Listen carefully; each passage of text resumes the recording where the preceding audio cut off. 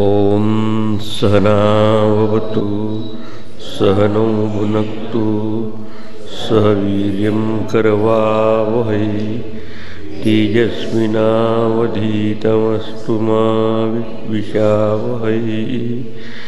ॐ शान्ति शान्ति शान्तिः। ब्रह्मानन्दं परमसुखदं केवलं ज्ञानमूर्तिं द्वन्द्वातीतं गगनसदृशं तत्त्वमस्यादिलक्ष्यम् एकं नित्यं विमलमचलं सर्वधी साक्षिभूतं भावातीतं त्रिगुणरहितं सद्गुरुं तं नमामि। प्रातस्मरामि हृदि संस्फुरदात्मतत्त्वं सच्चित्सुखं परमहंसगतिं तुर्यं यत्स्वप्नजागरसुषुप्तमवैति नित्यं तद्ब्रह्म निष्कलमहं न च भूतसंगः।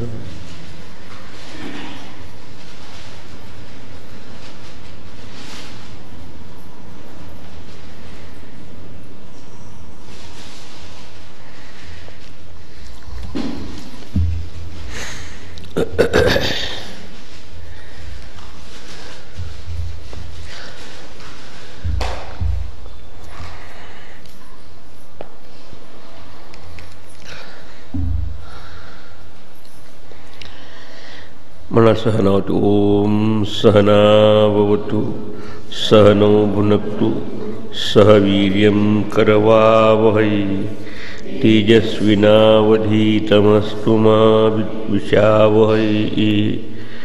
ॐ शान्ति शान्ति शान्तिः।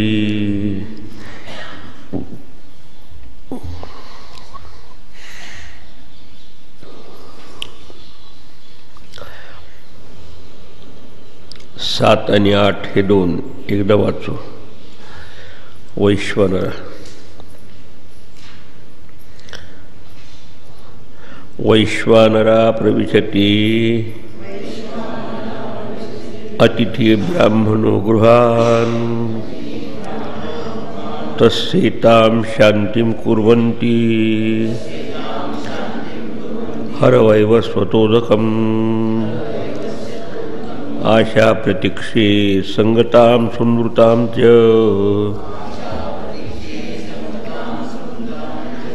इष्टापूर्ते पुत्रपशुंश्च सर्वान् एतद्वृङ्क्ते पुरुषस्याल्पमेधसः यश्चानश्नन् वसति ब्राह्मणो गृहे।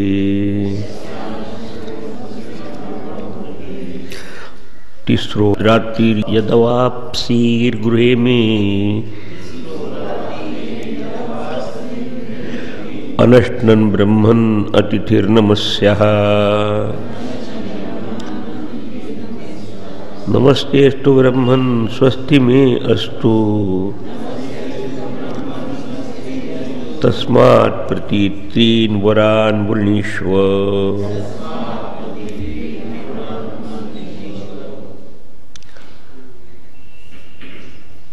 आपल्याला पार्श्वभूमी माहीत आहे की यज्ञ करत असताना या लहान बालकांनी आपल्या संस्कृतीच्या ज्ञानाचा मागोवा घेत जेव्हा बघितलं की दक्षिणा देत असताना आपले वडील अगदी मरणप्राय अवस्थेला असलेल्या गायी देत आहेत, या भावनेने की आपल्याला नको ते देऊन टाकायचं आणि मुलासाठी फक्त ठेवायचं, म्हणजे स्वार्थभाव ठेवून असं देत आहे। एक तर ज्या वस्तूचं दान द्यायचं आहे ती चांगली वस्तू असली पाहिजे आणि ज्या भूमिकेतून दान द्यायचं त्याच्यामागे तो ॲटिट्यूड मनोभाव देखील तसा समर्पणात असला पाहिजे, ही त्याचा आहे आपल्या केअरअप असलेला। दोन्ही बाबतीत आपल्या वडिलांकडून प्रमाद होत आहे आणि असं झालं तर कर्माचा नियम कोणाला सुटू शकत नाही। असं जर चुकीचं काही कर्म केलं तर त्याचे परिणाम देखील पापात्मक असलेले परिणाम भोगावे लागतात। माझ्या वडिलांना जर याची शिक्षा भेटली तर बरोबर होणार नाही, अशा त्याच्या मनात एक प्रकारची करुणा निर्माण झाली. श्रद्धा आविवेश याचा अर्थ एक आपल्या वडिलाबाबत हितबुद्धी निर्माण झाली. असं बरोबर नाही. पण एकदम कसं म्हणणार वडिलांना? आपल्यापेक्षा मोठ्या माणसाला आपण म्हणू शकत नाही तसं. मनोगत तर व्यक्त केलंच पाहिजे, नाहीतर त्यांच्याही जीविताला धोका आहे, आपल्या कुटुंबालाही लांछन लागण्यासारखं आहे आणि हे आपल्या संस्कृतीच्या दृष्टीने बरोबर नाही. हा संपूर्ण सारासार विचार केल्यानंतर मग त्यांनी शेवट धाडस केलं आणि प्रत्यक्षपणे नाही, डायरेक्टली नव्हे, पण निर्देशक भाषेत म्हणाले की बाबा, तुम्ही सर्वसाचं दान या ठिकाणी करता, हा विश्वजित यज्ञ आहे, या सगळ्याचा त्याग करायचा असतो इदम न मम म्हणून. त्यात मी देखील तुमचाच पुत्र आहे, मग तुम्ही मला हो कोणाला देणार? असं एक वातावरण, पहिल्यांदा हे वातावरण फार लक्षात ठेवलं पाहिजे. किती संस्कृती रोळलेली होती आपल्या वैदिक काळात. एक एक छोटी छोटी गोष्ट देखील निक्षून पाहत होते की कुठलेही चुकून देखील आपल्या हातातून प्रमाद होऊ नये, नाही तर सगळ्या कुटुंबावर, आपल्या कार्यावर, आपल्या व्यवहारावर त्याचा परिणाम होतो. तर मला हो तुम्ही कोणाला देणार? एकदा म्हटलं, दुसऱ्यांदा म्हणून टाकलं. वडील चुपच होते, नव्हते काय, इग्नोर केलं किंवा लक्ष नाही दिलं. तिसऱ्यांदा म्हटलं तेव्हा रागावले वडील, आणि म्हणून रागाच्या भरात आपण काही बोलून टाकतो कोणाला. वडील असो मुलाशी, मुलगा असो वडिलाशी, गुरु असो शिष्याशी, शिष्य, असं काय होऊ शकतं. आणि त्या रागाच्या भरात शब्द निघाले त्याच्या मुखातनं की मृत्यूवे त्वाम ददामीति, तुला मृत्यूला देईल, जा मर. अशी कोणाची इच्छा नसते आई वडिलाची की आपल्या मुलाचं असं हानी व्हावी म्हणून जीवाची. आणि अशाच बोललेले शब्द खरे होऊन जातात. त्या ठिकाणी अहंकार नसतो, पण राग अहंकाराला गिळून असल्यामुळं झालेले शब्द खरे होऊन जातात. त्या मुलांनी त्याच्यावर विचार केला. असा ऑर्डिनरी माणूस असतात तर आजची शिवी दिली, तुम्ही मला काय समजता, मी तुम्हाला कोर्टात घेऊन जातो, असं. पण तसं नाही, उद्धटपणा न ठेवता त्यांनी शांततेने विचार केला की हा कार्यभाग तो प्रत्येकाच्या जीवनात आहे की जो जन्माला आला त्याला मृत्यू आहे. जातस्य हि ध्रुव मृत्यू ध्रुवम जन्म मृतस्य. आणि संपूर्ण संस्कृतीचे संस्कार होते. 10 दिवसा बालकाला जन्माला आला असताना सगळ्याला ऐकायला येते तिकडे नीट तुम्हाला. त्याच्यावर परत पुनर्विचार केला त्यांनी आणि त्या आपल्या तत्वाचा किंवा विचाराचा मागोवा घेत तो बाबाला विचार करायला सांगतो. म्हणजे इथे साधकामध्ये विवेक भावना कशी आहे ती त्याकडे स्पष्ट केली की अनुपश्य यथा पूर्वे प्रतिपश्य तथा परे सस्यमिव मर्त्य पच्यते सस्यमिवा जायते पुन्हा. माणसाचं जीवन देखील कसं आहे, अन्नधान्यासारखंच आहे. पशुपक्ष्यांचं तसं आहे, माणसाचं आहे. फक्त पशुपक्षी पुरुषार्थ करू शकत नाही. माणूस पुण्यकर्म करून पुरुषार्थ करून पापावर मात करू शकतो आणि पाप आणि पुण्याच्या पलीकडे जाऊ शकतो. हे सगळं असताना अशी वैचारिक भूमिका लक्षात ठेवून सांगितले की कोणाला मरण येत नाही. धान्याचं बीज देखील टाकलं असताना प्रथम अंकुर होतो, अंकुरानंतर झाड होतं आणि एक दिवस ते देखील मरण पावतं. म्हणजे अन्नधान्य जसं शेतात निर्माण व्हावं, काही दिवस राहावं आणि त्याला मरण यावं, त्याप्रमाणे प्रत्येक माणसाचं जीवन आहे. त्या जीवनाची प्रातःकाळ म्हणजे सुरुवातीचा बाल्यावस्थेचा काळ, नंतर थोडासा तरुण अवस्थेचा काळ, नंतर मध्यमवय होऊन माणूस शरीर सोडत असतो. हा नियम आजच नाही बाबा, अनुपश्यथा पूर्वी काय झालं ते बघा. आता काय होतं आहे तेच तसंच होत आहे आणि उद्याही भविष्यकाळात देखील हाच नियम लागू राहणार. या नियमाला कोणी बदलू शकत नाही. आणि या नियमाच्या अधीन जर माझं शरीर असेल आणि मला जर असेल आणि तुम्ही जर मला आज्ञा दिली आहे तर तुमच्या आज्ञेचं पालन करतो असं म्हणून वैतागून नाही गेला करून. लक्षात किती छान मजेदार आहे. नाही तर काही लोक काही त्रास झाला म्हणजे स्मशान वैराग्य येतं. म्हणजे विवेकयुक्त वैराग्य असतं तर ते टिकून राहतं. आपला अकाउंट क्लिअर केला बोलत असताना की असं माझं मनोगत आहे. आणि अशा त्याच्या मनात आणखी सूक्ष्म विचार आला असेल की खरोखरच माणसाला मृत्यू तर येत असतो. बाकीच्या सगळ्या गोष्टीचे आपल्याला पत्ते मिळू शकतात, कोण कुठे गेला, पण मरण झाल्यानंतर माणूस राहतो की नाही? जर जीवात्मा राहत नसेल तर मग खा प्या राहा मजा करा आणि मरा, काही प्रश्नच नाही, अकाउंट क्लोज. पण पुढे जर ह्या यथा कर्म यथा श्रुतम असा जर नियम असेल तर माणसाने हुशार असलं पाहिजे जीवनात. त्यासाठी पहिला प्रश्न त्याच्या मनात आला असेल त्यावेळेस की जीव असतो की नाही मेल्यानंतर? कारण कोणी सांगायला आलं नाही मेल्यानंतर. बरंच त्याने ऐकलेलं होतं. तो मुख्य प्रश्न हृदयात त्यात येत गेला आणि त्या प्रश्नाचं उत्तर केवळ यमराज देऊ शकतात. आणि यमराजाकडे जाण्याची आपल्याला संधी मिळाली आहे आपल्या वडिलाच्या आज्ञेने. पिता गुरु बोले एकची मानून आज्ञा बोध म्हणी बाळा झाला. मी त्याचं एक भजन केलं आपलं. त्याचा वडिलाचा शब्द आणि गुरुचे शब्द पाळायचे असतात. चला जाऊया आणि निघाला तिथून. काही लोकांनी निर्णय प्रकारचं कॉमेंट केली, कसा गेला असेल तो सूक्ष्म शिर्यानी वगैरे वगैरे काय काय असेल जाऊन. तिथे आता डायलॉग बदलला, सीन बदलला. आता घर सोडून गेला तो यमराजाच्या दरबारात आणि यमराजाच्या घरी पाहिलं असताना घरी यमराज नव्हते. असं घरची काही त्यांची पत्नी असेल, त्याच्या अमात्य असतील, त्याची सेवा करणारे असतील. आणि प्रत्येकाच्या कुटुंबात ही संस्कृती रुजलेली होती वैदिक काळात. किंचित देखील प्रमाद झाला तर त्याला आवडत नव्हतं. घरच्या सगळ्यावर संस्कार होते. आणि अशा परिस्थितीत त्यांनी जेव्हा बघितलं की यमराज आता इथे नाही आहेत, तर जोपर्यंत यमराज येत नाही, ज्या प्रयोजनासाठी मिळाला की ह्या प्रश्नाचं मला उत्तर त्यांच्याचकडून मिळू शकतं. कारण त्याच्याकडे सगळ्याचे CR कॉन्फिडेन्शियल रिपोर्ट असतात. आपण म्हणतो ना की पुराणात ह्या गोष्टी जरा इतिहासाच्या रूपाने सांगितलं की चित्रगुप्त असतो आणि मग तो चित्रगुप्त याचा अर्थ की जो तुमच्या जीवनाचं चित्रगुप्त ठेवतो तो चित्रगुप्त. आपलं मनच तिथे घेऊन जात असतो आपण. आणि मी ती प्रतिकात्मकपणे त्याने सांगितलं आहे. आणि त्यातच कोणी नसेल घरी म्हणून त्यांनी निर्धार केला की जोपर्यंत यमराज घरी येणार नाही तोपर्यंत मी अन्न पाणी काही घेणार नाही. या प्रश्नाचं उत्तर मिळायचं फार महत्त्वाचा प्रश्न आहे. आणि मग यमराज आल्यानंतर त्यांना हे, कारण आपल्याला कनेक्शन लक्षात ठेवलं पाहिजे. घरच्या सगळ्यांनी सांगितलं की हे बघा ह्या मुलांनी 3 दिवस काही खाल्लं नाही. ब्राह्मण म्हणजे सात्विक वृत्तीचा आहे, निर्मळ आहे, साधुवृत्तीने वागणार आहे. ब्राह्मण म्हणजे कोणत्या घरात जन्माला भाग नाही, सच्शील आहे, सदाचार संपन्न आहे, निर्धारयुक्त असलेला आहे, उत्साहाने तो आलेला आहे, जिज्ञासू आहे. असे सगळे भाव त्याच्यावरून त्याला हा ब्राह्मण शब्द वापरला. म्हणजे ब्रह्मविद्ये जाणण्यासाठी जो जिज्ञासू आहे असा आलेला. आणि त्याने काही न खाता राहिला आहे. साधा माणूस जरी आपल्याच्या अतिथ्याला जेवायला नाही मिळालं तर आपल्याला पाप लागतो. हा तर काहीच नाही खाल्लं यांनी. आणि म्हणून हे आपलं कर्तव्य आहे. म्हणजे कोणीतरी घरी त्याला जाणीव करून देतं त्या वातावरण. तसं यमधर्मराजच होते ते. त्यांनाही माहीत होता धर्म, पण मुद्दाम त्या ठिकाणी कुटुंबात कसे संस्कार आहे हे सांगण्यासाठी वर्णन केलं आधी.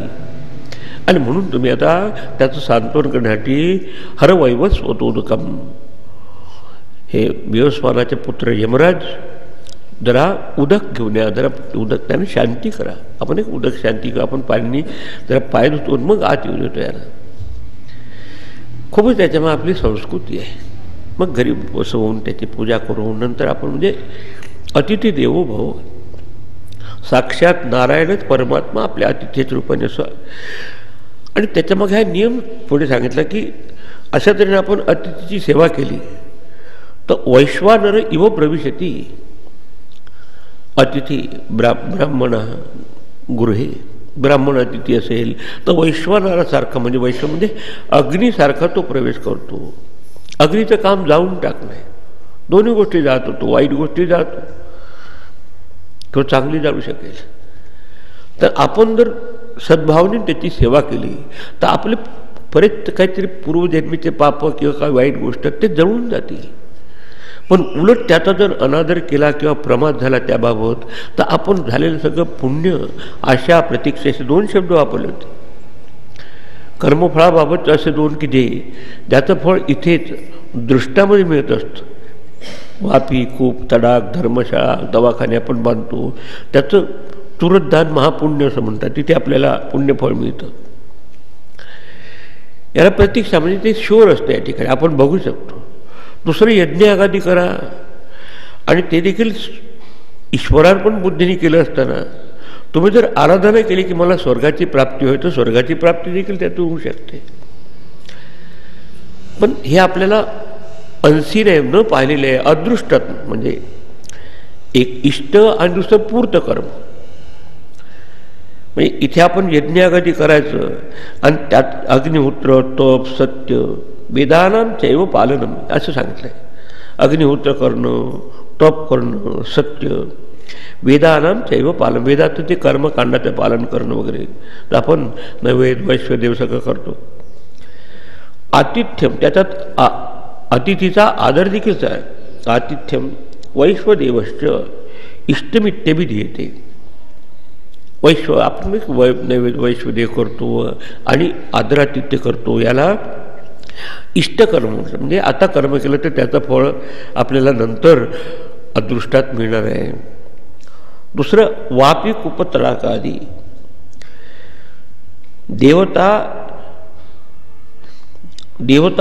देवता यतनानीच.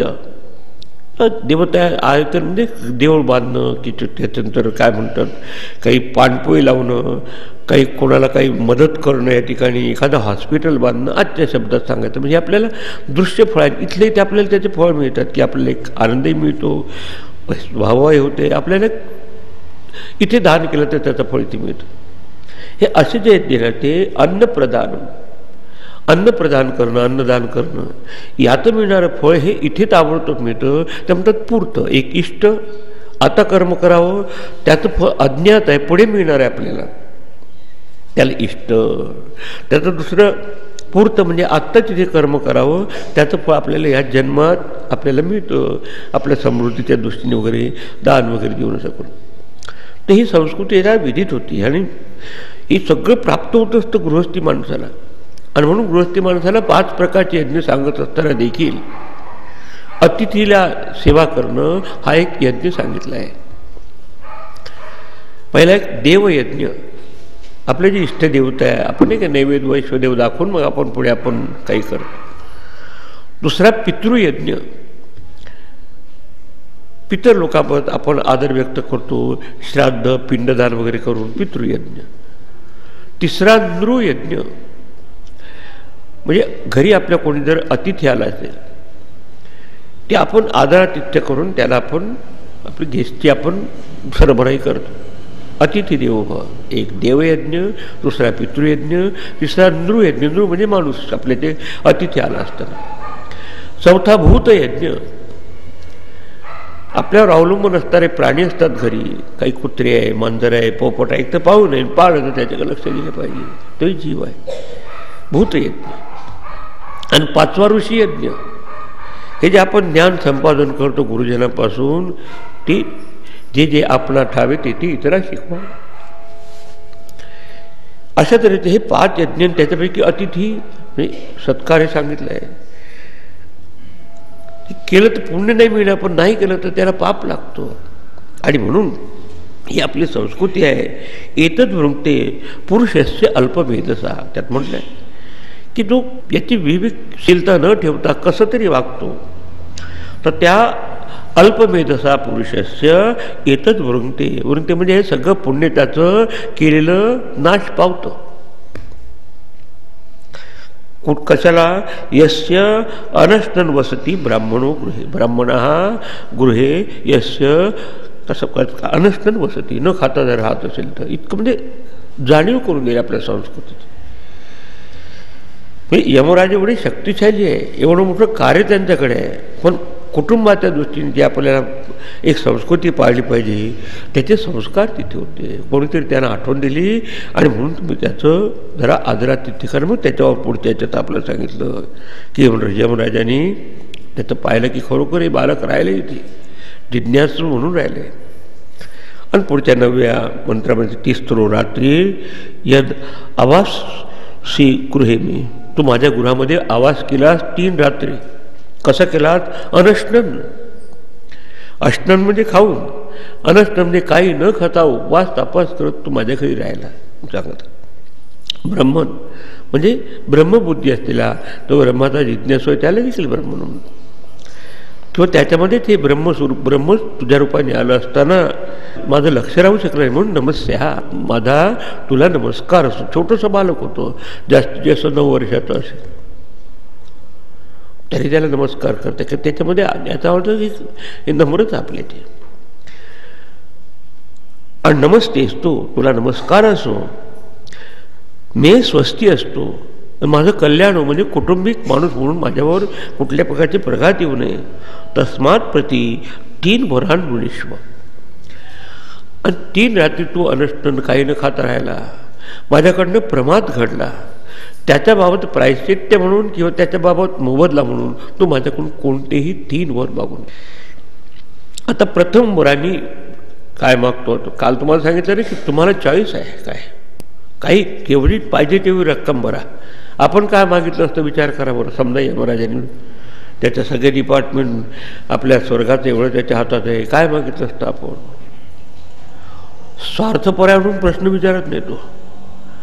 त्याला सायकोलॉजी म्हणजे मानसशास्त्र माहीत होतं की आपण घर सोडून आलो आहे, वडिलांना नक्कीच शांततेने झोप येत नसेल, सतत विचार करत असतील की माझा मुलगा गेला कुठे असेल. हे दुसऱ्याची जाणीव फार महत्त्वाचं आहे. तर म्हणून दुसरा आपल्या स्वतःचा हा जो प्रश्न जरी त्याच्या अंतःकरणात कोणता होता की काय होतं जीवात्म्याचं शरीर सुटल्यानंतरही, असं जर आपल्याला मिळालं उत्तर तर आपण यमराजासारखं दुसरा आणखी कोण गुरु असू शकेल. हे सगळं मनात आहे त्याच्या. तरी पण व्यवहार त्याचा बरोबर नसेल तर हे होऊ शकणार नाही. म्हणजे तुकडोजी महाराज म्हटलं की व्यवहार में जो ठीक नाही वो परमार्थ क्या कर सके. घरी आहे, कुटुंबात आहे, समाजात आहे, बरोबर व्यवहार बरोबर नसेल तर काय परमार्थ म्हणजे काय धार्मिकता करू शकेल. आणि परमार्थ यदि नहीं कर सके तो ज्ञान कैसा भर सके. कितीही जिज्ञासू असला तर ह्या ज्ञानाची प्राप्ती कशी होऊ शकेल त्याला. कारण अंतःकरण शुद्ध नसणार, शांत नसणार, ज्ञानात त्याचं मन लागत नाही. आणि ज्ञान यदि नाही भर सके तो ध्यान कैसा धर सके. काहीतरी डोळे बंद करायचं म्हणजे मेडिटेशन होतं का. ध्यान कसलं करायचं, कसं करायचं हेच जर त्याला अवगत नसेल तर कसं तो यशस्वीपणे ध्यान करू शकेल. आणि ध्यान यदि नाही धर सके तर भवसिंधू कैसा तर सके. किती लॉजिकल आहे. ही त्याने चिंतनच नाही केलं तर तो कसा हा चिंतेतून मुक्त होऊ शकेला. हे त्याला माहीत होतं. म्हणून तस्मान प्रती 3 वरान विश्वत असं म्हटल्यानंतर पहिले आणि आता विचाराय तो आता मंत्र एकदा वाचू दावा. नचिकेताला सांगितलं की तू विचार मला कोणते प्रश्न. तर आम्ही हे बाकीतच मागितलं असतं पण नाही, वडिलांच्या मनाचं शांती झाली पाहिजे आणि मग मी आपल्या ह्या अध्यात्मात आपलं मन लावू शकतो. आपल्याची संस्कृती काय, मातृदेवो भव, पितृदेवो भव, आचार्य देवो भव आणि अतिथी देवो भव. इतकं देवासारखं मानू तेव्हा मग पाप कधी लागत नाही आपल्याला. चला तर प्रथम वरांनी पितृपरितोष म्हणजे पित्र्याचं सांत्वन व्हावं यासाठी तो मागत आहे. पहा किती छान शब्द वापरले. म्हणा शांत संकल्प सुमना यथा स्यात् बीतमन्युर्गौतमो माभिमृत्यो त्वत्प्रसृष्टं माभिवदेत् प्रतीत एतत्त्रयाणां प्रथमं वरं वृणे. आता नचिकेताने पहिला वर मागायला सुरुवात केली. हे मृत्यू म्हणजे मृत्यूदेवते हे यमराजा. कारण वडिलाचं दुसरं नाव होतं त्याचा गौतम. हा मम पिता गौतम, माझे वडील गौतम. शांत संकल्प सुमनः यथा स्यात्, माझे पिता माझे वडील. ज्याला दुसरं नाव एक वाजश्रवस आहे, वाजश्रवाचे पुत्र वाजश्रवस आणि त्याचा पुत्र हा होता नातू. दुसरं आपल्या गोत्रामुळं किंवा कधी कधी 2 ठिकाणी मुलं असतात. एक आधीचं नाव, दत्तक घेतल्याचं नाव.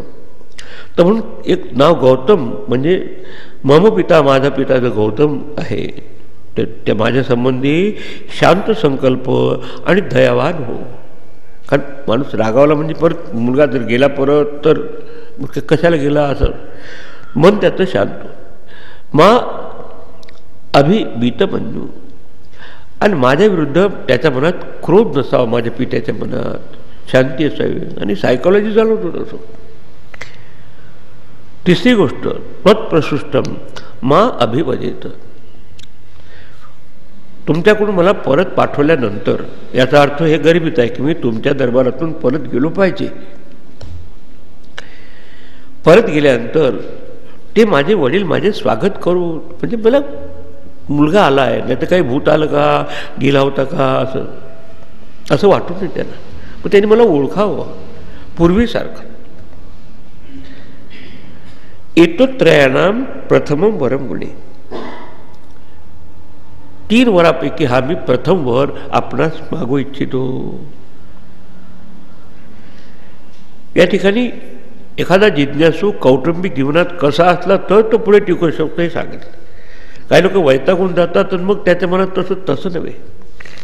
घरचं बॅकग्राऊंडही संपन्नतेचं आहे, संस्कार संपन्नता आहे, ज्यांनी संपूर्ण कुटुंबामध्ये अन्नदानाची लहानपणापासून करत आलं. पण हा जिज्ञासू झाल्यानंतर त्याची गुरुपाशी किंवा कारण नचिकात त्याला हे यमराज गुरुसारखेच आहे. एखादा जिज्ञासू गुरुजवळ जात असताना त्याला जे सद्भाव असले पाहिजे सगळे यात व्यक्त केले मागतात. मग तो न्यायपरायण आहे, सत्यप्रेमी आहे, पितृभक्त आहे, गुरुपुत्याची आज्ञा मानणारा आज्ञाधारक आहे. परत कुठलाही प्रश्न विचारताना अंतःकरण शुद्ध असल्यामुळं त्याच्यात निर्भयता आहे. उत्तर मिळाल्यानंतर त्याच्यानुसार वागण्याची तयारी त्याच्यामध्ये, हे सगळे गुण आवश्यक आहेत. आणि विवेक वैराग्याने संपन्न आहे. कारण हे बीज देखील ब्रह्मविद्येचे कुठे फलित होतात माहीत आहे का? जरा भूमिधर बरोबर असेल तर. छात्र हा पात्र असला पाहिजे ज्ञान प्राप्त व्हायसाठी. हे सगळी पात्रता त्यात आहे. त्याच्या वक्तव्यावरून लक्षात येते. माणूस बोलतो कसा, वागतो कसा, त्याच्यावरून त्याची संपूर्ण संस्कृती लक्षात येते. आता यमाने त्याच्यावर आता प्रथम वर दिला, त्याचा प्रत्युत्तर दिला पुढच्या याच्यात. आता मंत्र नंबर 11. मृत्युर्वाच यथा पुरस्ताद भविता प्रतीत औदालकीरारुणिर्मत्प्रसुष्टः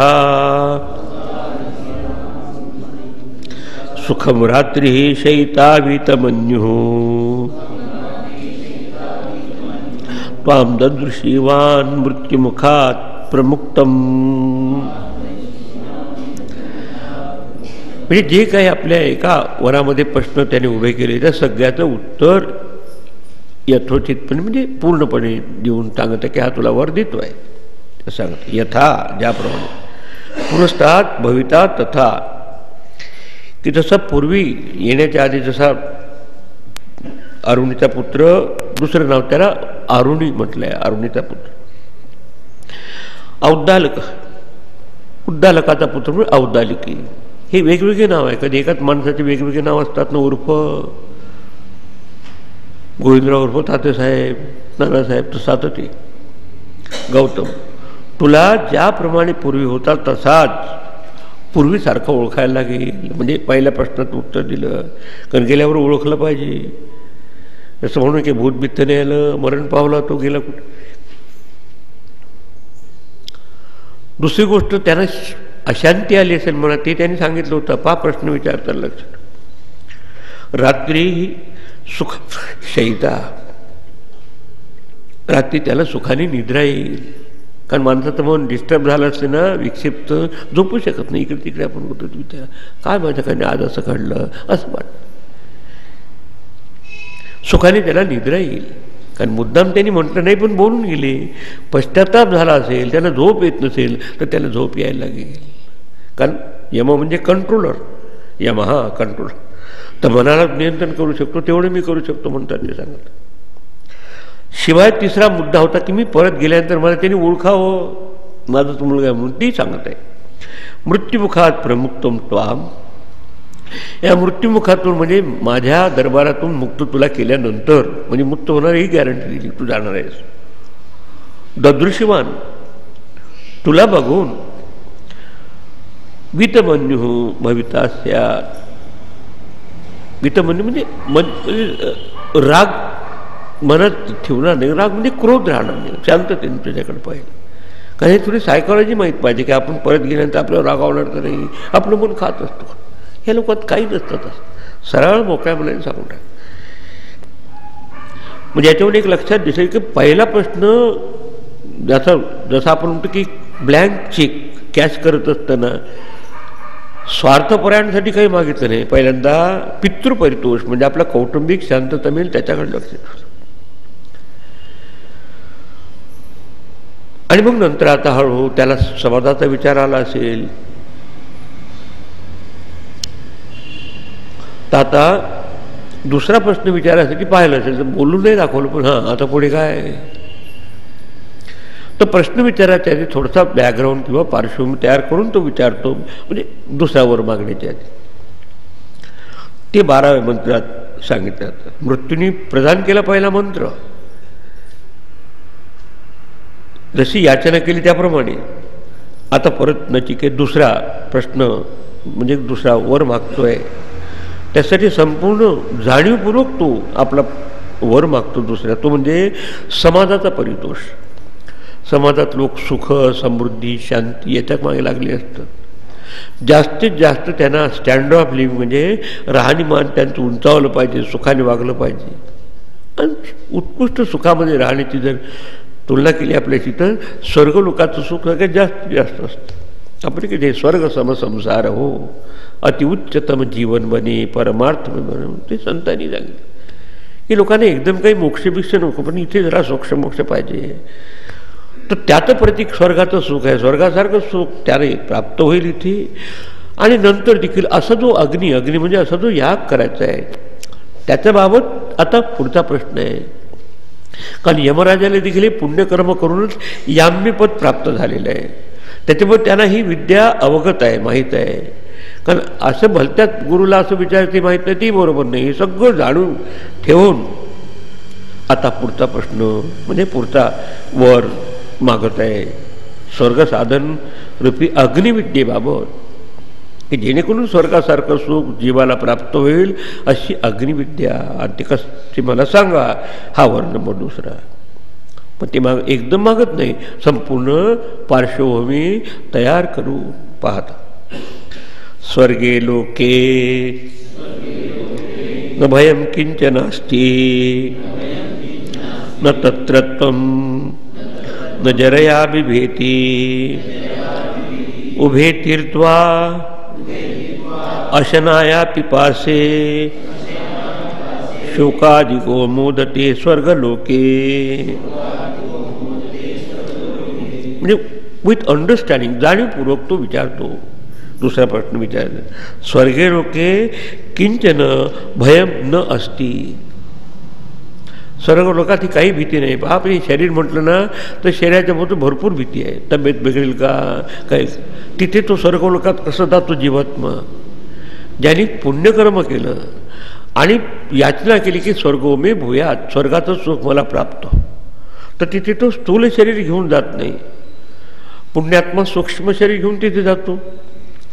त्याच्यामुळे स्थूल शरीराचे जिकडे प्रॉब्लेम्स आहे तिथे ते भय, तिथून भीती वाटते माझी तब्येत बिघडेल का, खोकला तर नाही होणार, काही पाठीत तर काही नाही का.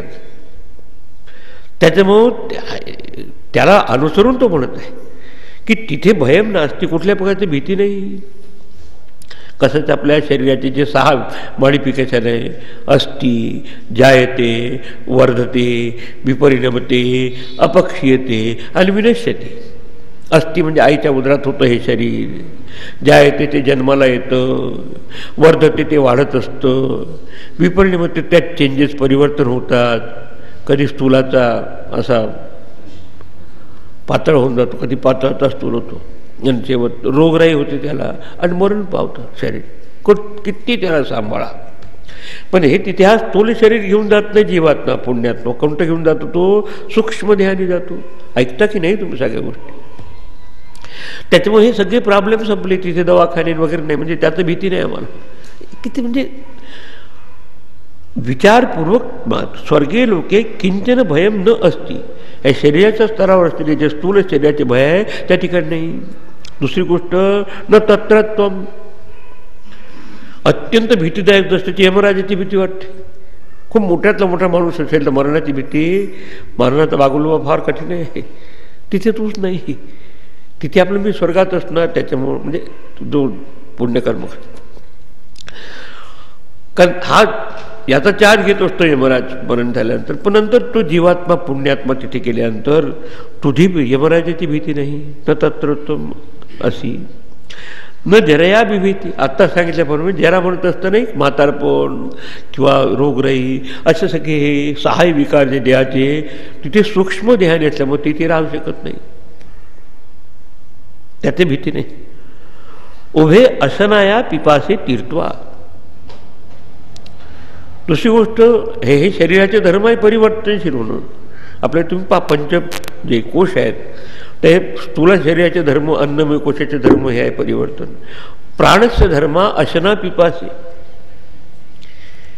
आपल्याला प्राण असल्यामुळं आपल्याला त्याचा धर्म कोणते आहे?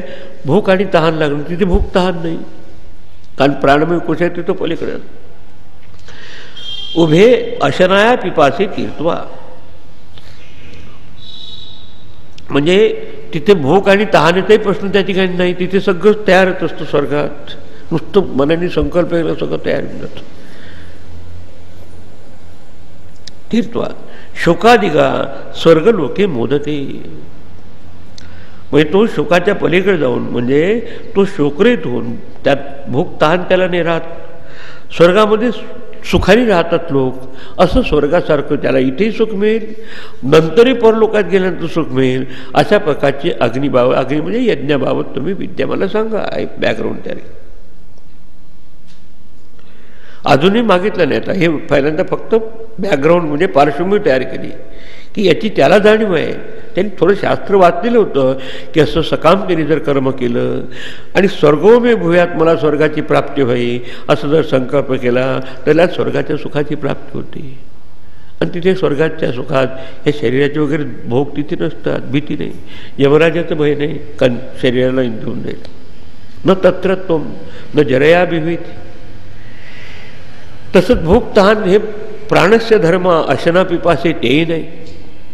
आणि म्हणून माणूस सुखात राहतो. कारण माणूस सुखात असून जरी समजा तब्येतच बरोबर नसेल, काही आणखी दुसरं काही प्रॉब्लेम असेल, अशांती राहते. तसं नाही तिथे. पुढे आणखी पुढच्या याच्यात पाहता अजून मागायच्या वर मागायच्या आधी थोडीशी पार्श्वभूमी स्पष्ट करतायत. स्वर्ग साधनभूत अग्निविद्येबाबत वर मागत असताना पुढे म्हणत आहे, सत्वमग्निम स्वर्गमध्येशी मृत्यो प्रब्रूहि त्वं श्रद्धदानाय मह्यम स्वर्गलोका अमृतत्वं भजन्ते एतद्वितीयेन वृणेवरेण. परत म्हणते हे मृत्यू ही यमराजा सहा त्वं स्वर्गम अग्निम अद्देशी, की यमराजात आपण हे स्वर्गाबाबतचे साधनभूत अग्नी जाणत आहात. कारण त्याला माहीत आहे की जरी ते ब्रह्मज्ञानी होते तरी त्याला यमराजाचं पद कशामुळे मिळालं? पुण्यकर्म करून याम्यपद त्याला प्राप्त झालं. त्याचा अर्थ तुम्हाला ही विद्या अवगत आहे. म्हणून ही यमराजा तुम्ही स्वर्गाचं साधनभूत अग्नीला तुम्ही जाणता. अद्देशी, अद्देशी पण तुम्ही जाणता. स्वर्गम अग्निम त्वम अद्देशी. पुढे आता हे झालं आपल्या गुरुबाबत. कारण ज्याच्यापासून आपण विचारतो त्याला ते माहीत असलं तर ते सांगू शकतील. याची माहिती त्या विद्यार्थ्याला आहे. अच्छा, स्वतःबाबत देखील आपल्याला आत्मविश्वास असणं की आपली देखील अधिकार आहे की नाही विद्या प्राप्त करायचा, ते सांगत आहे. श्रद्धदानाय मह्यम त्वं प्रभुरी. मला जरी आज ती विद्या माहीत नसली तर माझी श्रद्धा आहे. श्रद्धा कशाला म्हणतात? एखादी गोष्ट आज आपल्याला समजली नाही, ती समजू शकेल अशा प्रकारचा आत्मविश्वास असतो, त्या म्हणतात श्रद्धा. I believe in something which I do not know today so that I will come to know it in due course. एक काही पेंडिंग असतं आपल्याला नॉलेज. तसे हे झाली ज्ञानाबाबतची श्रद्धा. श्रद्धावान नभते ज्ञानम. अज्ञानी माणूस असेल पण त्याचं माइंड जर ओपन असेल की ठीक आहे आज जरी समजलं नाही तर मला समजू शकेल, तो ज्ञानाचा अधिकारी होतो. कर्माच्या बाबतीत एखाद्या कर्माने आपण खूप प्रयत्न करून काही फेल्युअर होतं की तरी पण आपल्याच्या श्रद्धा असल्यापैकी अजूनही मी प्रयत्न करायचा आणि होऊ शकेल. किती आज गोष्ट मला प्राप्त झाली नाही, थोडी गॅप आहे, तर तो एखाद्या टायपिस्टचा स्पीड जर समजा 60चा अपेक्षित आहे, प्रत्यक्षात 40 आहे, अजून 20ची गॅप आहे. तर तो जर मनात असा विचार करे की आज जरी माझे गॅप आहे किंवा थोडीशी रिक्तपण आहे, प्रयत्न करून मिळवू शकतो, तर असे लोक मिळू शकतात कर्माच्या बाबतीत. म्हणजे कर्माच्या बाबतीत श्रद्धाच्या वापरला गीतेनी श्रद्धावान लभते ज्ञानम, ज्ञानाच्या बाबतीत. तिसरा भक्तीच्या बाबतीत ठीक आहे, माझ्यावर नाही देवाची अजून मी देवाच्या कृपेला पात्र, पण होईल. नाही तर माणूस साधन करण्याचं सोडून देईल. मग दुसरा स्वतःबाबत ते आपली क्वालिटी सांगत आहे की तुम्ही तर पात्र आहात विद्या सांगण्याला, कारण तुम्ही हे विद्या अवगत आहे. मी देखील श्रद्धावान आहे, अश्रद्धावान नाही.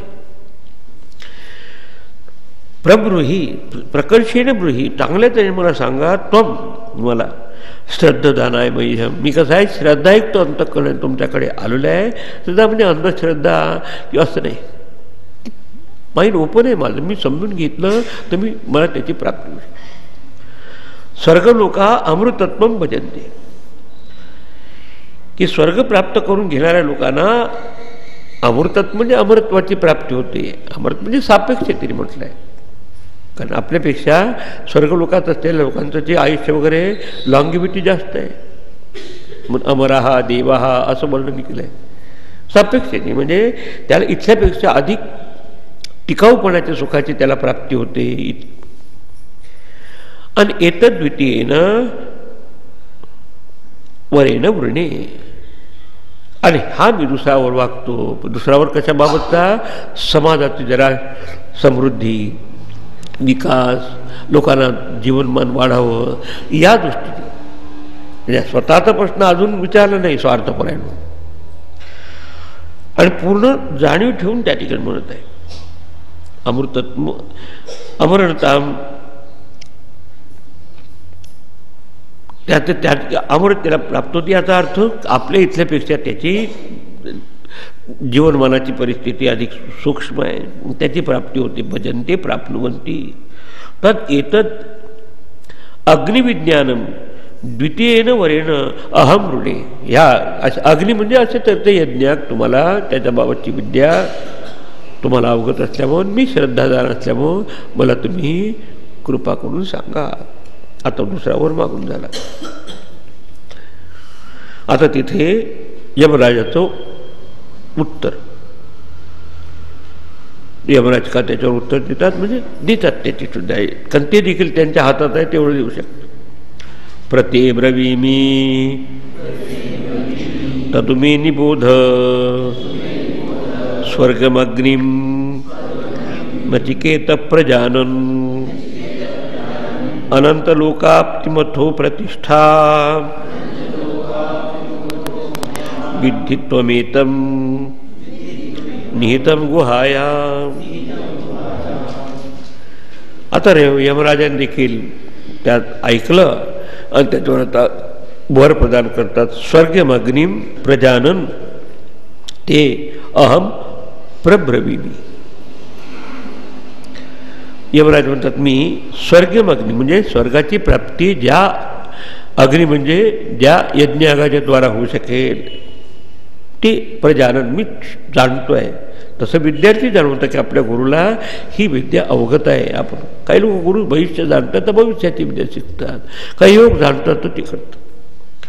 तर प्रजानन ते ब्रवीमी, हे नचिकेता त्या ज्याच्यासाठी तू प्रार्थना केलीस त्या स्वर्गाबाबतची विद्या मी जाणतोय, चांगल्या तरी जाणतोय, आणि मी तुला समजावून देतो नीट. पण तू काय कर, शिकवण्याचं काम गुरुच आहे, शिकण्याचं काम लक्ष देऊन कोणाचं आहे? विद्यार्थ्याचं. अगदी नचिकेता प्रजान मी निबोध, आणि माझ्याकडून तू नीट समजून घे. मी शिकवणार, पण तू तसं त्याला सांगायची आवश्यकता नव्हती, पण एक संस्कृती सांगत आहे शिक्षणाच्या बाबतीत. तत् उमे निबोध, तू माझ्याकडून चांगल्या तऱ्हेनं नितराम बोध म्हणजे पक्क समजून घेते. शंकरायण नको ज्ञानामध्ये काय पाहिजे? संशयरहितम, अबाधितम आणि अनधिगतम. संशय नको, कधी बाजूच होणार नाही अशा तऱ्हेचं पक्क दृढ ध्यान झालं पाहिजे. आणि हे अपूर्व आपल्या बुद्धीच्याही पलीकडचं आहे म्हणून ते तू नीट अशा अंतर्दृष्टी इंट्युशननी समजून घे. आणि मग अंतर्दृष्टी समजून घ्यायसाठी काय सांगितलं? अनंत लोकाप्ती, शाश्वत अशा स्वर्गाची प्राप्ती करून देण्यासाठी. कारण यमराजाला कर्माचा नियम माहीत होता. हेच जर कर्मकांड आपण निष्काम भावने केलं, समष्टीची भावना ठेवून, बाकीचे आणि ठीक आहे त्याला ऐहिक सुखाची तर प्राप्ती होईलच, पण नुसतं स्वार्थपरायण नसताना जर निष्काम भावने केलं असेल तर त्या जीवाला हिरण्यगर्भाची प्राप्ती होते. हिरण्यगर्भ म्हणजे ब्रह्मलोकापर्यंत तो जाऊन पुढे तू क्रममुक्तीच्या मार्गाला देखील लावू शकतो. आणि अशा तऱ्हेचा अग्नी बाहेर नाही, तुझ्या हृदयातच आहे. समजावून देतो ते लक्षपूर्वक आहे. तो अनंत लोकाची प्राप्ती करून देणारा आहे. अंत शब्द हे लगा सापेक्ष शब्द आहे. अंत की तेच जर आपण सकामतेने जर केलं कर्मकांड वगैरे तर आपल्याला पितर लोकाची प्राप्ती होईल, स्वर्गलोकाची प्राप्ती होऊन परत यावं लागेल. पण तेच जर आपण निष्काम भावने केलं असेल तर त्याला ऐहिक सुखाची प्राप्ती होईल. आणि शिवाय जी मोक्षाची इच्छा असते त्याच्यात ती ज्ञानानेच पूर्ण होऊ शकते. असा जीवात्मा ब्रह्मलोकापर्यंत जाऊन, ब्रह्मलोकाला दुसऱ्या शब्द हिरण्यगर्भ हा समवर्तता अग्नी,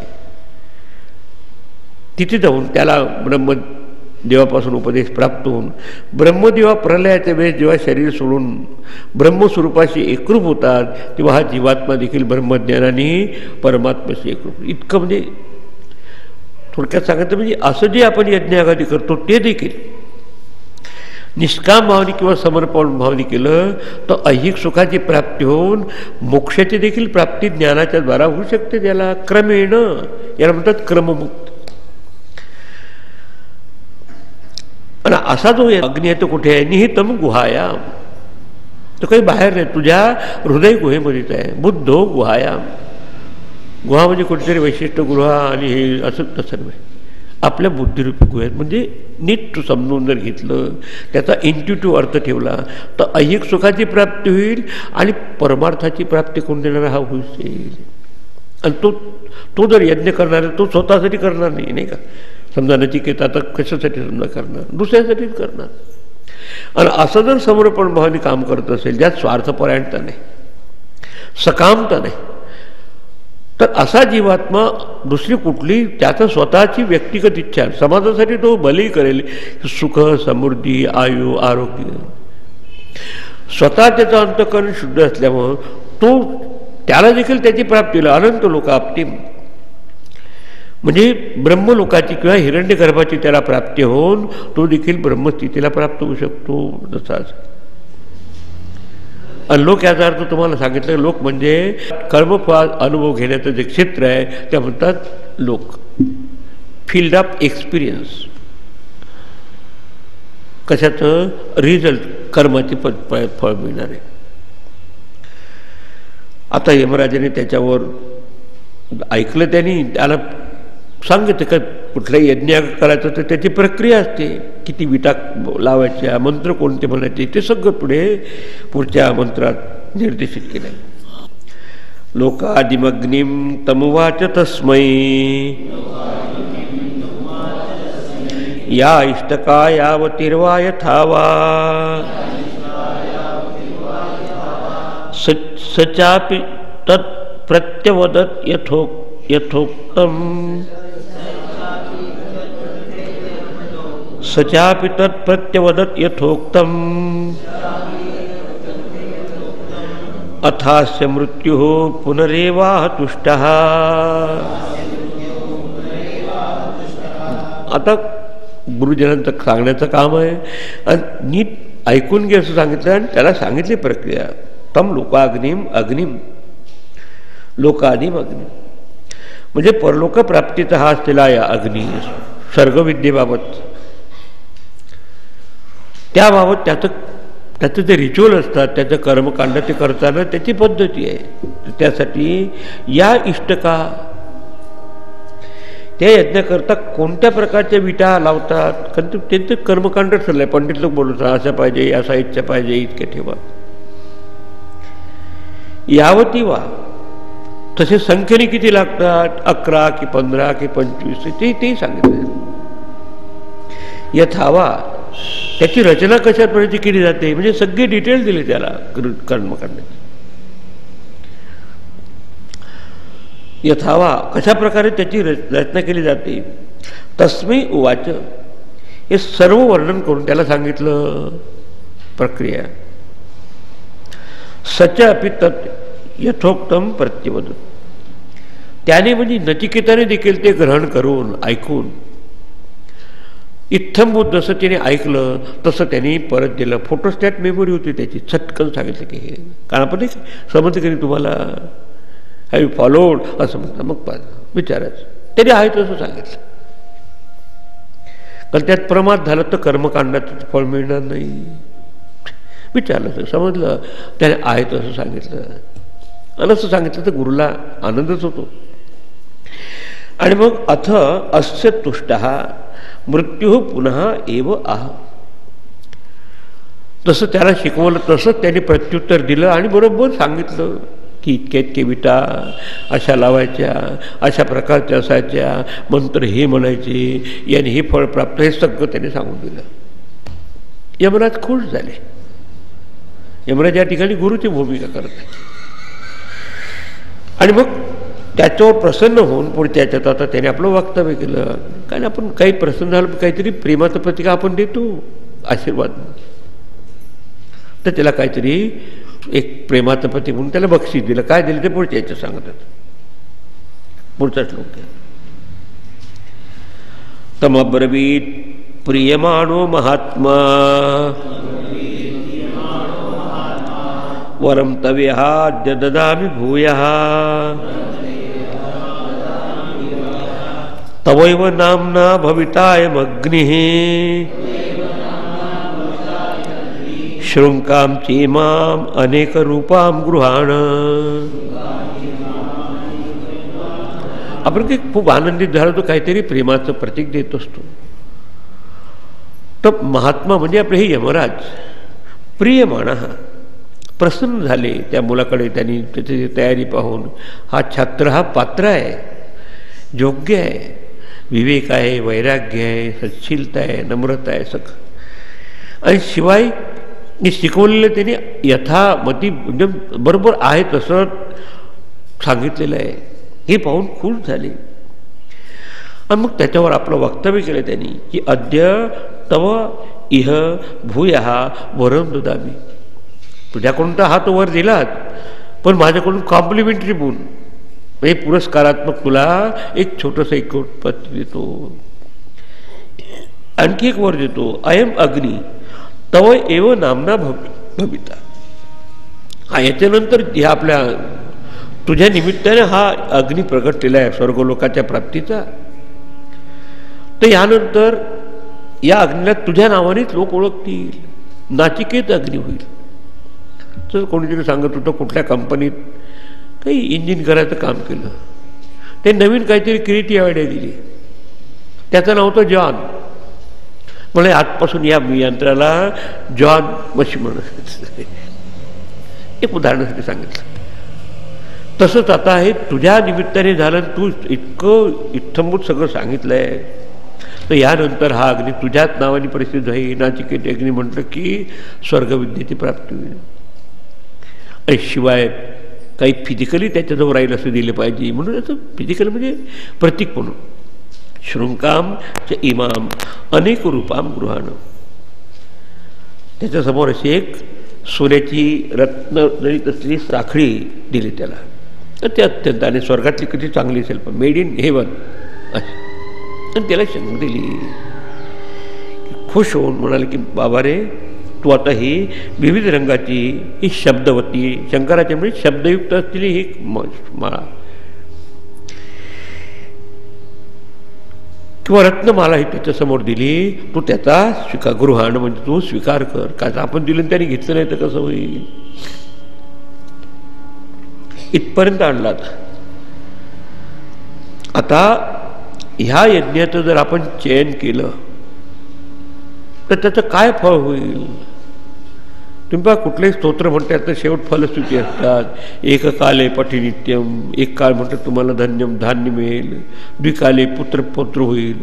तसं आता इथे याचं काय फळ आहे ते सांगून जात आहे. ते पुढच्या याच्यात नचिकेत अग्नीच्या चयनाचं फळ काय हे पुढे सांगत आहे. त्रिनाचिकेत तिभिरेत्य संधीम त्रिकर्मक्रोध तरति जन्म मृत्यू ब्रह्मयज्ञम देवमिद्यम विदित्वा निचायेमां शांतिमत्यंतमिति. मग याचं जर चयन केलं, म्हणजे याचं जर आपण एक अनुष्ठान केलं तर काय फळाची प्राप्ती होते सांगत आहे. त्रिनाचिकेत. आता यज्ञाला काय नाव द्यायला माहिती झालं, काय नाव दिलं, नाचिकेत यज्ञ. तर ह्या त्रिनाचिकेत त्याचं जर 3दा जर आपण अनुष्ठान केलं, त्रिभी संधी येते म्हणजे 3ची सेवा केल्यानंतर जे पुण्य मिळतं, माता पिता आणि गुरु आचार्य याचं पुण्यफळ मिळत असतं. तर हा यज्ञ केला त्रिभी संधी म्हणजे तिन्हीचा संबंध प्राप्त करून तिन्हीची सेवा केल्यानंतर जे जीवाला पुण्य मिळत असतं, मातृदेवभव पितृदेवभव आचार्य गुरुजनांची सेवा करून, ते ह्या अग्नीचं 3दा चयन केल्यानंतर त्या जीवाला प्राप्त होईल हे सांगत. त्रिकर्मकृत 3 प्रकारचं म्हणजे त्याचं यज्ञ, त्याचं अध्ययन आणि दान असं 3 प्रकारे केलं असतं. किंवा 3 म्हणजे त्याचं श्रवण मनन निधिध्यासन करून आपल्या जीवनात उतरवलं तर काय होतं त्याला जीवाला, जन्म मृत्यू तरती. तुम्हाला आधीच सांगितलं की साधना तीच असते, पण ती साधना आपण जर समर्पण भावने केली, ईश्वरार्पितम निश्चयाकृतम चित्त शोधकम मुक्ती साधकम रमण महर्षी म्हटलं आहे. ती कर्मकांड देखील आपण ईश्वरार्पण भावने केलं, न इच्छाकृत म्हणजे स्वार्थपरायणता नसेल, काही समाजासाठी आहे, काही राष्ट्रासाठी आहे, काही धर्मासाठी आहे, मनात काही स्वार्थपरायणता नाही. फक्त एकच इच्छा की मला मनच समाधान आहे, माझ्या मनाच्या समाधानासाठी करतो. आपण एक ईश्वर प्रीत्यर्थम अहम करीचे असे संकल्प सोडतात. क्षेम स्थैर्य आयु आरोग्य तर मिळतं त्याला, शिवाय ईश्वराच्या प्रीतीसाठी. आणि ईश्वराची प्रीती झाली म्हणजे त्याचं अंतःकरण शुद्ध होतं. अंतःकरण शुद्ध झालं की त्याला हे आवश्यक असलेले कोणते विवेक, वैराग्य, षटसंपत्ती, मुमुक्षुत्व हे साधनाची योग्यता प्राप्त होते. आणि अशी योग्यता प्राप्त होईल तो ज्ञानाचा अधिकारी होतो.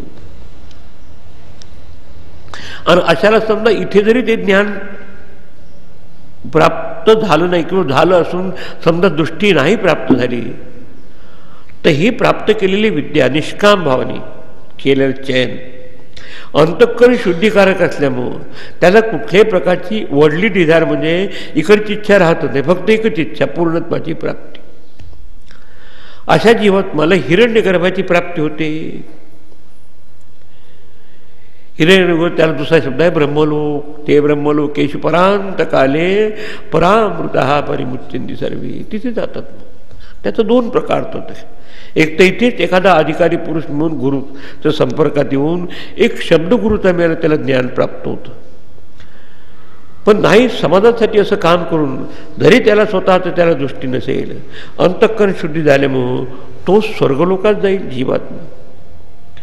हिरण्यगर्भाची प्राप्ती होईल त्याला. हिरण्यगर्भ म्हणजे चैतन्य समष्टी मनाशी एकरूप होते म्हणतात हिरण्यगर्भ. Consciousness identifying with a total mind is called as creators region Brahmadev. आणि ब्रह्मदेव त्याला गुरुसारखा उपदेश देऊन मग त्याला देखील ब्रह्मज्ञानाने प्राप्ती होते. डायरेक्ट कर्माने नव्हे, ज्ञानाने त्याला कैवल्याची प्राप्ती होते. तो ज्ञानाचं त्याच्या मनात फक्त एकच इच्छा राहिलं की मला आत्मज्ञान प्राप्त हो, आणि ते त्याला प्राप्त होतं. म्हणून ब्रह्मजज्ञम देवविद्यम विदित्वा अशा निष्काम भावने जर केला असेल तर त्याला ब्रह्मलोकाची प्राप्ती होऊन देवविद्य म्हणजे देवतांना देखील पूजनीय अशा तऱ्हेचे साधन होईल. विदिता ब्रह्मजज्ञम देवविद्य, ब्रह्मापासून म्हणजे ह्या कर्माने हिरण्यगर्भाची त्याला प्राप्ती होऊ शकेल अशी होईल. आणि देवताने देखील स्तुती करावा असा तऱ्हेचा हा यज्ञ, अशी विद्या त्याला प्राप्त होईल. इमाम निचाय, त्याला जर साधकाने आत्मभावाने जाणून घेतलं म्हणजे निहितम गुहाय, मागच्या श्लोकात नाही आलं होतं का, हृदयात जर त्याचं ध्यान चिंतन केलं तर अत्यंतम शांती मिळते. बाकीची शांती तात्पुरती, इव्हन स्वर्गाची देखील शांती नाही, त्याच्या पलीकडचं देखील जे मोक्षाचं सुख आहे, पूर्णत्वाचं सुख आहे ते प्राप्त होतं.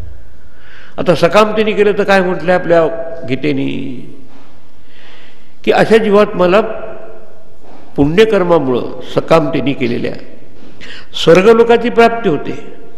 पण कुठपर्यंत राहतो तो स्वर्गलोकात, जोपर्यंत पुण्य त्याच्या क्रेडिटला आहे तोपर्यंत. क्षीणे पुण्य मर्त्य लोक विशंती, म्हणजे हा देखील परतीचा मार्ग आहे. पण तेच जर यज्ञ एखादी आपण समाजासाठी करतो किंवा साठी आणि ईश्वरार्पण भावने त्याचं अंतःकरण शुद्ध होऊन, शुद्ध अंतःकरण झालं म्हणजे त्याच्यात विवेक वैराग्य ते सहज येईल.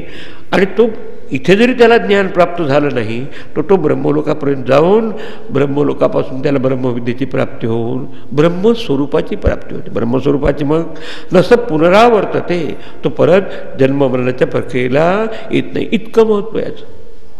पण आपण समाजासाठी देखील ज्ञानी लोक कशासाठी काम करतात, आपलं अंतःकरण शुद्ध होतं, त्यांचंही साधन होतं.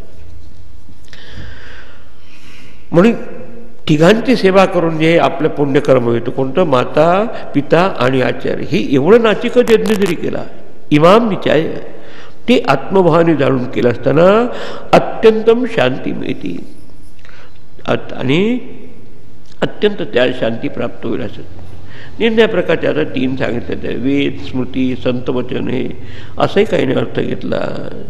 काही यज्ञ, वेदपठण, धर्मार्थ, दान देणं, असे 3 म्हणजे त्रिविध प्रकारचे त्या सुख त्याला प्राप्त. मग आपण कधी कधी देवळाला प्रदक्षिणा 3 वेळा घालवतो, त्या सगळी त्याच्यामागे हा असा भाव आहे. 3 अवस्था, जागृत, स्वप्न, सुषुप्ती, त्याच्यापुढे 3 गुण. शेवट तू स्वरूपापर्यंत जाऊ शकतो. गुणत्रयातीता, देहत्रयातीता, कालत्रयातीता असं मानता येईल. इव्हन हे त्याच्या तू पलीकडे जाऊ शकेल इतका त्याला अधिकार प्राप्त होईल. किंवा तेच जर केवळ समाजाच्या सेवेच्या दृष्टीने, राष्ट्राच्या सेवेच्या दृष्टीने, ईश्वरासाठी करतो खूप मोठं काम समजतीच त्याला प्राप्त होईल. हिरण्यगर्भाची आणि त्याच्यावर त्याला सर्वज्ञता प्राप्त होऊन पूर्णत्वला प्राप्त, इतकं सांगितलं, त्याचं महत्त्व सांगितलं. आता पुढे पहा, पुढच्या ह्याच्यात त्रिनाचिकेत त्रयमेतद् विदित्वा य एवं विद्वांस चिनुते नाचिकेतम् समृत्युपाशान् पुरतः प्रणोद्य शोकादिगो मोदते स्वर्गलोके.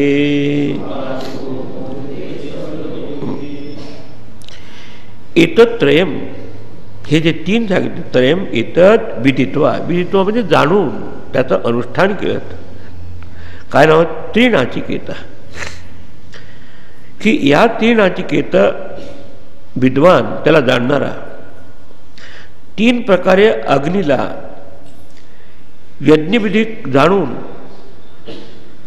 कोणत्या विटा, कोणत्या किती, कशा रचून, आणि परत त्यात 3 त्रिभिरेव संधी, त्रिभिरेत्य संधी म्हणजे त्याच्याद्वारा आपल्याला तिघांची सेवा करण्याचं पुण्य मिळतं. इतकंही महत्त्वाचं आहे असं जाणून.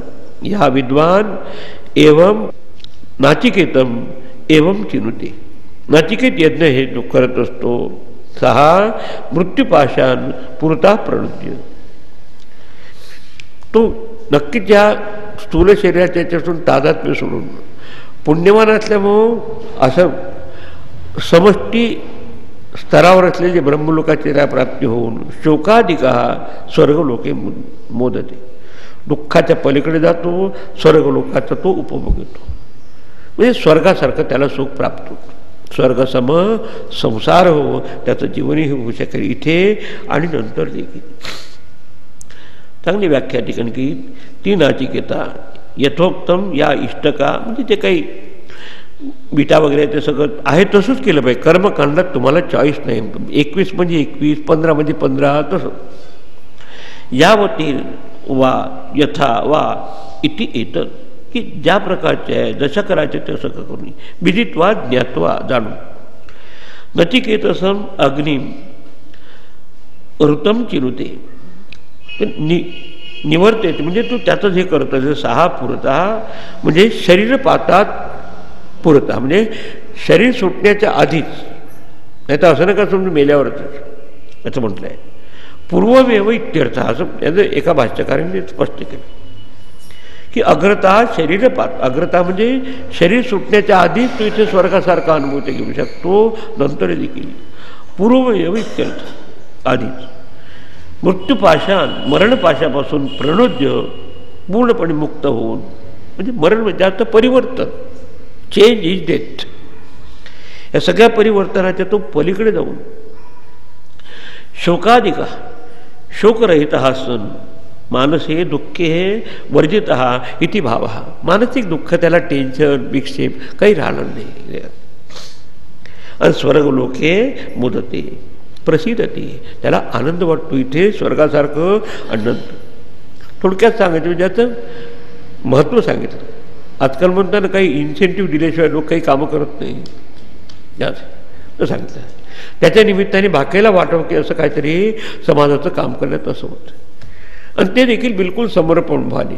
तुम्ही पैसे घेऊन कामं करतात त्यात बघा, आणि जेव्हा असं करतो ते आतला जो आपल्याला एक आनंद मिळतो त्याची आपण तुलना करू शकत नाही. अशा अंतःकरणात त्या अशा सूक्ष्म आयडिया आपल्याला यायला लागतात आपल्या उन्नतीच्या उद्धाराच्या. इतकं झालं. आता तिसरा आणि महत्त्वाचा, आपण नाही की एकदम काही डोनेशन मागायला जात असताना कसं काय चाललं आहे, तर या धंदा वगैरे बरोबर आहे का, तुमच्या ते डेअरीचा चांगला, असं मग हळूच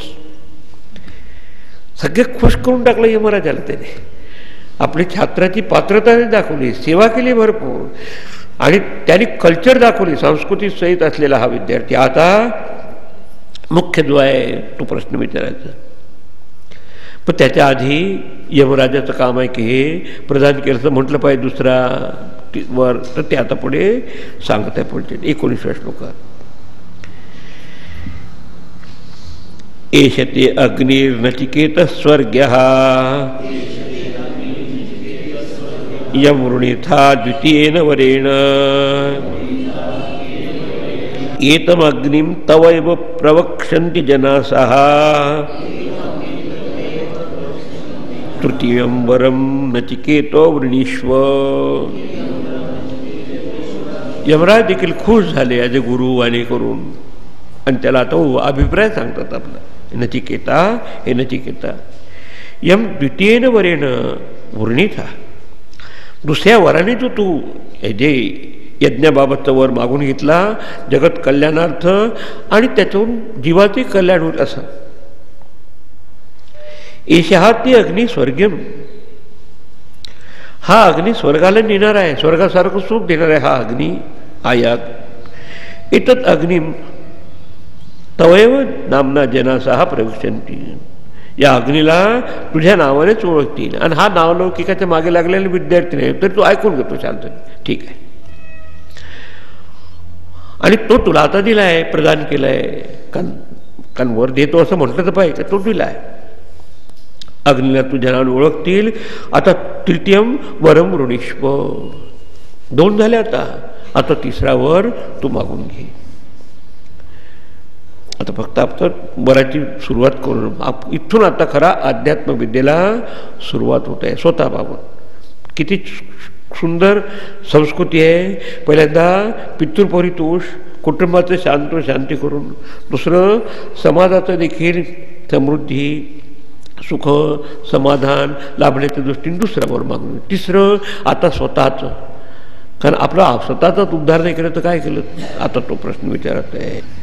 की ज्या ठिकाणी यमराजाला देखील थोडा वेळ विचार करावा लागतो. तर तृतीयवर आत्मरहस्याबाबतचा आता भाग ते पहा. आता म्हणतो येयम प्रेते विचिकित्सा मनुष्ये अस्तित्वेके नायमस्तीति चैके एतत् विद्याम अनुशिष्टस्त्वयाहं वराणाम एष वरस्तृतीयः. हां, आता खूपच सूक्ष्म प्रश्न आहे, ज्याचं उत्तर कुठलंही ऑब्जेक्टिव्ह सायन्स देऊ शकत नाही असं विचारत. इथे म्हणत आहे की या इयम विचिकित्सा, या जगाचं अवलोकन करून बरेच तत्वज्ञानी त्यांनी पाहिले, बरेच सत्संग ऐकले आणि त्याच्यामुळे मनात त्याला वाटलं की या बाबत बराच विवाद आहे, संदेह आहे. या इयम ह्या असा एक संदेह आहे. काय संदेह आहे? मनुष्य प्रेते सती, की मनुष्य मरण पावल्यानंतर, मरण होणं म्हणजे काय? स्थूल देहाला सूक्ष्म देह सोडून जातो. आपण तो मरून गेला, मर गया, डेड अँड गॉन, कोणीतरी निघून जातो शरीर. मनुष्य प्रेते सती अयम अस्ति इति एके. अयम म्हणजे अयम आत्मा, की अस्तित्व असतं, जीवात्मा असतो असं काही लोक म्हणतात. कर्मकांडी लोक सांगतात की मेल्यानंतर समजा त्याला अज्ञान असून काही कर्म करत असेल तर पुण्येनं पुण्यम लोकम नाही, ती पुण्य लोकाला प्राप्त, म्हणजे याचा अर्थ मेल्यानंतर देखील सातत्य, असे काही लोक सांगतात. पापेनं पापम लोकम, पापकर्म केलं तर पापलोकाची प्राप्ती होते, म्हणजे नरकाची प्राप्ती होते. उहाभ्या मनुष्यमेव, आणि दोन्ही समान झाले तर मनुष्याचा जन्म येतो. म्हणजे याचा अर्थ एवढ्यावर जीवन आपलं संपत नाही, याचं सातत्य पुढे असतं. असं काही ठिकाणी ऐकलं होतं त्यांनी. पण काही ठिकाणी असे नास्तिकवादी होते की नाही, की शरीर झालं की शरीराचं अस्तित्व संपलं की संपलं. न अस्ति इति एके, अयम अस्ति इति एके. मेल्यावर काही म्हणतात का सत्याने, मीमांसक म्हणतात अस्ति, आत्मज्ञ पुरुष देखील म्हणतात आत्मा अस्ति. म्हणजे नास्तिक होते, काही नास्तिकही होते त्या ठिकाणी, शून्यवादी होते, काही भौतिकवादी होते, देहालाच आत्मा समजणारे, ते असे म्हणतात अयम अस्ति एके च अयम न अस्ति एके. आत्मा न अस्ति, नाही आहात असं म्हणतात. हे काही नाही, एकदा मरण पावलं की झालं. भस्मीकृतस्य देहस्य पुनरागमनम कुतः, असे 4 वाक म्हणतात भौतिकवादी. तसं शून्यवादी काय म्हणतात की त्याच्यानंतर काही नाही, शून्यच असतं, काही राहत नाही. असो म्हणजे एक आस्तिक मत म्हणतात की मेल्यानंतर आत्म्याचं अस्तित्व असतात, अशी इति एके. काही लोक म्हणतात मेल्यानंतर आत्मवित्मा काही नाही, शरीर सुटलं की झालं मरण, मरणात अन्य हा मोक्षाह नसती, बस पण खा प्या राहा कसे वागा असे म्हणतात. त्यांनी ऐकलं होतं सगळं. जितकं आपण जास्त ऐकतो तितकी आपली बुद्धी गोंधळून जाते. नसती ते की एतत् विद्याम त्वया अहम अनुशिष्ट, तुमच्याकडून ही विद्या शिकून घेऊ इच्छितो, जाणून घ्यावं असं माझी इच्छा आहे. आणि वराणाम एषः तृतीया वरा. प्रश्न फिजिकल नाही, मेटाफिजिकल नव्हे, अगदी त्याच्या पलीकडचा स्तराचा आहे, की ज्याच्याबाबत कुठलंही बाह्य असलेलं सायन्स, विज्ञान आपल्याला उत्तर देऊ शकत नाही. आपणही कधी पाहतो, माणूस आत्ता होता 11पर्यंत सगळं व्यवस्थित होतं, काही नाही, चहा द्या म्हटलं तर गेला कुठे. अच्छा, कोणी जाऊन परत सांगतही नाही इथे जाऊन मी आलो म्हणून, नाही. आपल्याला नेहमी प्रत्यक्ष प्रमाण माहीत आहे. आता याबाबत माणसाला ते सिक्रेट असतं, ते काही सांगत नाही, सांगू शकत नाही. Yamraj, you are the right person, की दुसऱ्याकडे कोणाला माहीत नाही, कोणी सांगतच नाही काय करावं, कुठे जातो. समजा असं असतं तर आपण निदान त्याला समजा बदलून गेला तर दिल्लीहून कलकत्त्याला किंवा इथून तिथे आपण पत्ता लिहू शकतो, ईमेल करू शकतो, फोन लावू शकतो. कुठे जातो आणि केव्हा येऊ शकतो असं याची वाट पाहू नका. त्याच्या आधी हा प्रश्न पहा. आणि आपल्या दरबारात बसून असं विचारायचं नाही, इतक्या तळमळून तो विचारत आहे. पण मी गोंधळलो या बाबतीत, कारण विचिकित्सा म्हणजे संदेह आहे या बाबतीत. कोणी म्हणतात आत्मा असती, कोणी म्हणतात आत्मा न असती. एकदा सांगितलं असतं तर गोंधळ नाही. माणसाचं मनात शंका काय होते की आपल्या तो एक इन्फॉर्मेशन एक असते आणि बाहेरनं ऐकली दुसरी, ती जेव्हा टॅली होत नाही ते आपल्यात तो संशय होत असतो. तुम्ही कोणाला मानायचं? चार भक्त सांगतात यावत जीवेत सुखम जीवित ऋणम कृत्वा घृतम पिबेत भस्मीकृत देहस्य पुनर्आगमनम कुता. खा प्या राहा मजा. कोणी मेलेला माणूस आला हे पट्ट माणूस आला. पण दुसरं म्हणतात की नाही, यथा कर्म यथा चित्तम, जसं कर्म केलं त्याचं फळ भोगावं लागतं. जसं आत्ताचं कर्म वर्तमान काळ भूतकाळाप्रमाणे जमलेलं आहे. आणि लॉजिक सांगतात. एखादा माणूस जर डॉक्टर किंवा वकील होतो ते काय आईने त्याला लेबल केलेलं नसतं. तशी संस्कार विद्या त्याला प्राप्त होते म्हणून मेडिकल सायन्समध्ये तो डॉक्टर होतो, लॉकडे गेला तर तो वकील होता. जसं यात खरं आहे तसं आपलं वर्तमानकालीन जीवन भूतकाळाच्या नुसार झालेलं आहे. पूर्वजन्मात कसं नाही किंवा जन्मात.